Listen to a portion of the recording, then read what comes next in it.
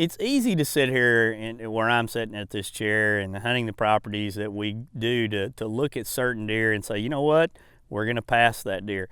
That's a totally different scenario for a lot of people out in the world. If they would have seen that deer in 9 out of 10 places they're hunting, they would harvest them. But this 10 point came in fairly early after we'd been in there, and he kind of took a dominant role initially. There were several does passing the area and several young bucks, and he's running them around, chasing them around, everything. But because of the scouting cameras we'd been running in this area, I knew there were several deer better than him. Now, this is a great deer. And in your mind, when you start passing a deer, you open yourself up for all kind of questions, you know, down the road. Will I see one better? What's going to happen? But I just felt like this wasn't the most dominant deer in the area, and he wasn't the deer that I was most excited about from looking at the scouting cameras. Making a scrape, working on a licking branch right now.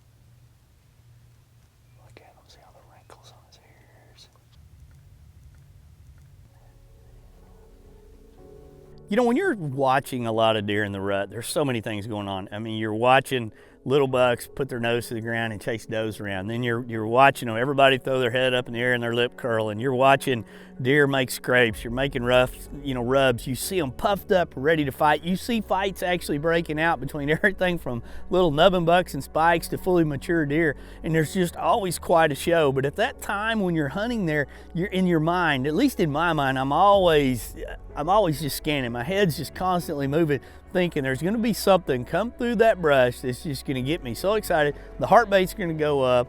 I mean, your hands and palms are gonna start getting sweaty, and you know instantaneously when you see that deer, whether he's the biggest deer or the smallest deer in that pasture, he's the deer for you. We got a couple different lanes here we're primarily paying attention to. The one lane that really kind of follows the bluff is it's gorgeous down there. There's like a little green strip, and there's a major trail there with rubs and scrapes and all kinds of deer sign leading back, up into what's probably a large bedding area. We just don't go back up in that area much, so I don't honestly know what all is up in there. And off to the right, it's kind of an old rocky ridge, and that this part of Texas is famous for. And, I'm looking to the left, and all of a sudden, Jeff, I just see that finger. And I've learned through the years, when he starts pointing one direction, I better kind of ease that direction. Something's over there. And I'm looking to the right, and there was no doubt. Immediately when I saw that, we had a mature deer there and a deer that I was going to get excited about possibly taking a shot at.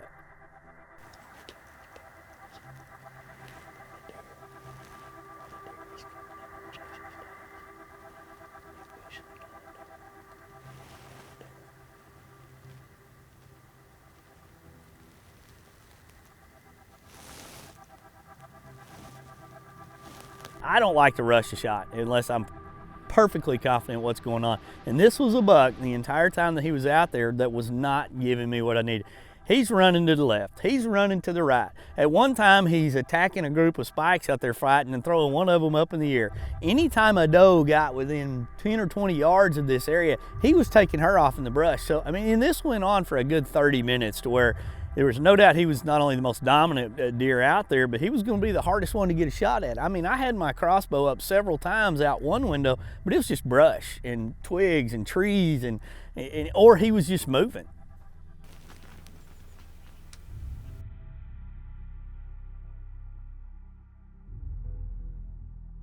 In this stand here, I mean, the show's been going on for quite some time. We've had a lot of deer come in, a lot of deer come out and disappear. But the one thing that's remained constant in the last probably 30 minutes is this one buck, the one I wanted, he's really on the doe. And this other 10 point, the deer that was one of the first ones we saw that was probably the second most dominant deer, he had moved off way to one side, and he's just kind of occasionally picking up a doe, wandering around. He'd made a scrape here and there. And then all of a sudden it was like, the big buck, the one I was looking at, caught sight of that 10 point and began to posture. He moved way a totally different direction, and kind of almost a stare down began to go on. And the 10 point, the smaller deer, he's kind of sliding actually right at the blind. I mean, it's like he's gonna climb inside the blind to get away from this other buck. And then here comes this little doe that just kind of walks in front of him, and he gets distracted, and the next thing you know, he's on that doe and he's coming out in the shooting lane.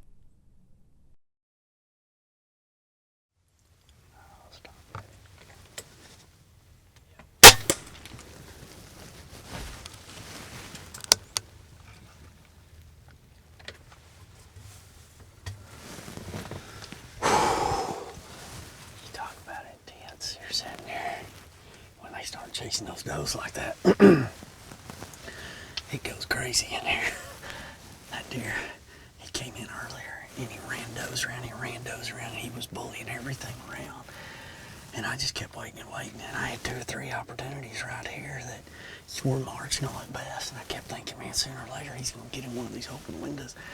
And that one little doe and this other buck, and you could see him spin around, and you saw the small buck kind of come through here, and he came over here and postured up, and I think I smoked him.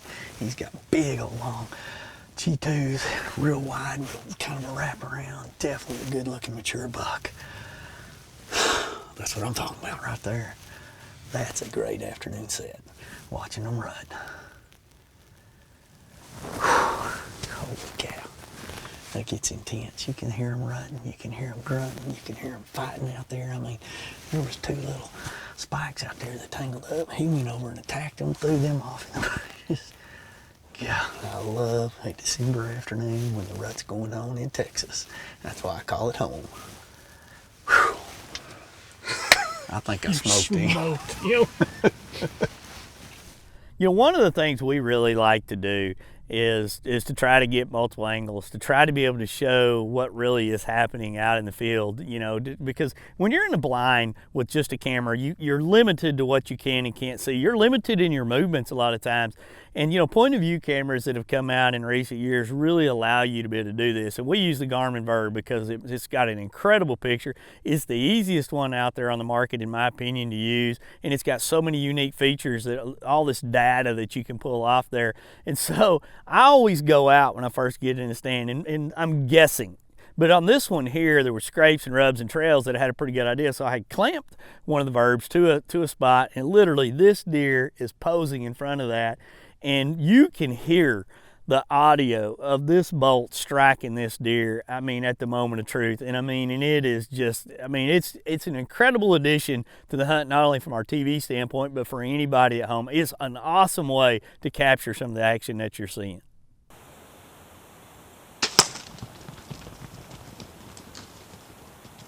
All right, we just took a shot probably, I don't know, going on 30, maybe 45 minutes ago. You can see our setup right here. I mean, what a great, you know, blind setup overall.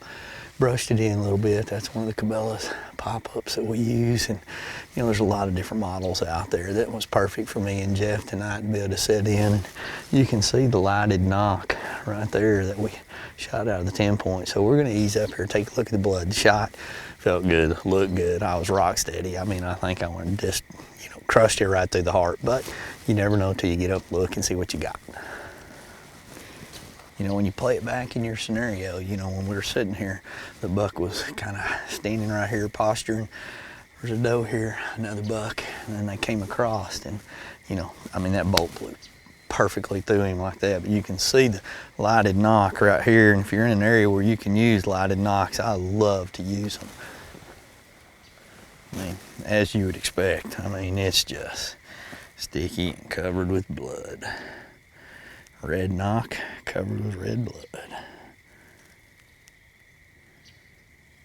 This was one that I was just supremely confident in. I mean, that at that range and with the time of pulling that trigger, I just, you know, unless I make a mistake, that 10 point's gonna do its job. So we go up and we start looking for blood, and it's like a paintbrush. I mean, you're walking along this trail and it's on the cactus, it's on the dirt, it's on the grass. In every step we go, there's more. Yeah, all through here. Right here. Gosh, I just think we're gonna find this deer any minute. Look at all that blood right there. Oh, hey, you know what I see? I see antlers, boys. Golly. I see antlers. I see antlers. God, look at this guy. Look at this buck. Look at this guy. Holy cow. Look at those toes on that deer. Broke off fighting. That doesn't surprise me because this guy here is a bully. Look at that deer. God. Look at that right there. We sit and watch this guy just chase everything around. Wide, tall, class. He's got all kinds of character to him. Right here, it looked like to me when we were seeing him out there, he was trying to grow a little drop time. I mean, what a phenomenal hunt this evening. You know, it's about the first week of December right now, and that's a classic time to be in this part of Texas. A lot of deer running around. You're seeing lots of rutting activity. I love to get out and chase those mature deer that are showing the dominance, showing everything. We took the 10 point into the stand tonight, and this is the end result. We had a phenomenal hunt. If you like rutting action, you had to like what you saw today. This was the end result. What a great hunt. I couldn't be happier. Hey, congratulations, Wade, on this 10-point crossbow entry into the Yamaha Whitetail Diaries. Hey, now be sure to visit 10pointcrossbows.com or stop by your local Cabela's and look at using a crossbow for your next hunt.